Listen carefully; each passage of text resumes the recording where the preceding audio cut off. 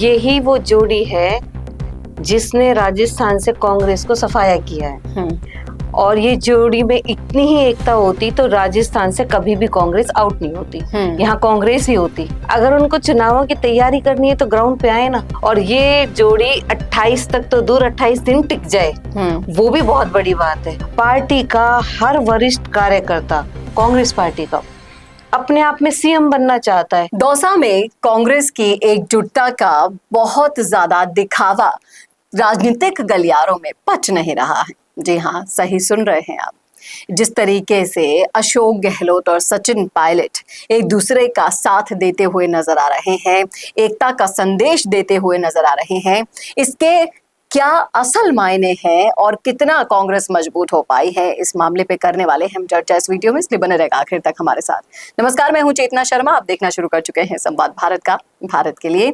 और इस मुद्दे पर बातचीत करने के लिए मेरे साथ मौजूद हैं बीजेपी की तेज तर्रार कार्यकर्ता सरिता मित्तल जी। मैम, आपका बहुत बहुत स्वागत। जी, बहुत बहुत धन्यवाद। मैं भी जानना चाहूंगी कि जो मंच से तस्वीरें आई दौसा से, जो एकजुटता का प्रतीक बनने की कोशिश की है सचिन पायलट और अशोक गहलोत ने, आप इस तस्वीरों को देखकर क्या कहेंगी? यही वो जोड़ी है जिसने राजस्थान से कांग्रेस को सफाया किया है। और ये जोड़ी में इतनी ही एकता होती तो राजस्थान से कभी भी कांग्रेस आउट नहीं होती। यहाँ कांग्रेस ही होती। और अब ये दिखावा कर रहे हैं कि इस तरह से हम अपनी पार्टी को बचा लेंगे या हम सत्ता में आ जाएंगे। ये इनकी जोड़ी टिक जाए वही बहुत है, सत्ता में आना तो बहुत दूर की बात है। जी, आप बिल्कुल सही कह रही हैं कि ये वही जोड़ी है जिसने कांग्रेस का सफाया किया था। लेकिन जिस तरीके से आप देखिए ना, कांग्रेस अपनी पार्टी के आंतरिक कलह से कितना जूझ रही थी, फिर एकदम से पायलट का गहलोत के घर जाना, वो तस्वीरें वायरल होना, फिर पायलट के कार्यक्रम में अशोक गहलोत का पहुंचना, और फिर कहीं ना कहीं आपको क्या लगता है कि कांग्रेस अपने कार्यकर्ताओं को कुछ संदेश देना चाह रही है, दोबारा से चुनावों के लिए तैयारियां कर रही है? अगर उनको चुनावों की तैयारी करनी है तो ग्राउंड पे आए ना। विपक्ष में है, अच्छा मौका है, अवसर है, बहुत सारे मुद्दे हैं, उनको उठाएं। और विपक्षी होने के नाते अब सरकार के जो भी उनको सरकार से दिक्कत है वो बोलें। इस तरह से झूठा एकता का भाव दिखाने से वो सरकार में थोड़ी ना आ जाएंगे, ना वो इस तरह से कार्यकर्ताओं को जोड़ पाएंगे। कार्यकर्ता तो समझ चुके हैं। और कितने कार्यकर्ता ऐसे हैं कांग्रेस के जो उनकी पार्टी का ये हाल देख के बीजेपी ज्वाइन कर चुके हैं। और ये जो एकता का संदेश दे रहे हैं, ये सिर्फ दिखावा है। ये उनका गठबंधन मजबूत नहीं, मजबूरी का एक नाम है। जी, ये सही कह रहे हैं आप कि ये मजबूरी का गठबंधन नजर आता है। और कहीं ना कहीं ऐसी एकता की तस्वीरें पहले भी आई थी और उसके बाद जो कलह सामने आया वो उससे भी ज्यादा बड़ा और भयानक था। लेकिन जो 2028 की हम बात करते हैं, चुनावों की बात करते हैं, तो सभी का ये कहना है, सोशल मीडिया से लेकर राजनीतिक विश्लेषकों का भी, कि ये कांग्रेस की एक जो तस्वीर दिखाने की कोशिश की गई है, एकता का संदेश दिया गया है, ये 2028 के लिए तैयारियां हैं। तो क्या ये जोड़ी कांग्रेस को दोबारा से वापस ला पाएगी सत्ता में? जो कांग्रेस को हटाई है वो कैसे सत्ता पे लाएगी वापस?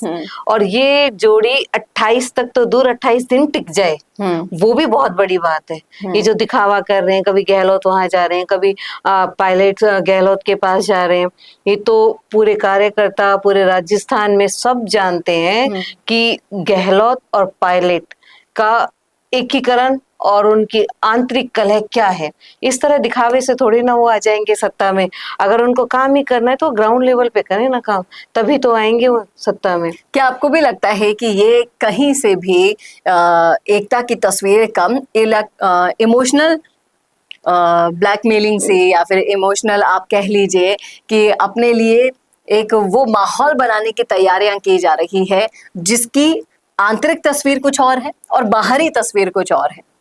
इस तरह से माहौल झूठ के आधार पे ना तो बना है ना ही बनेगा। वो गहलोत और पायलट कितनी ही अपनी एकता का संदेश दें, क्योंकि यहाँ उनको पार्टी को खड़ा नहीं करना, यहाँ उनको खुद को सीएम बनाना है।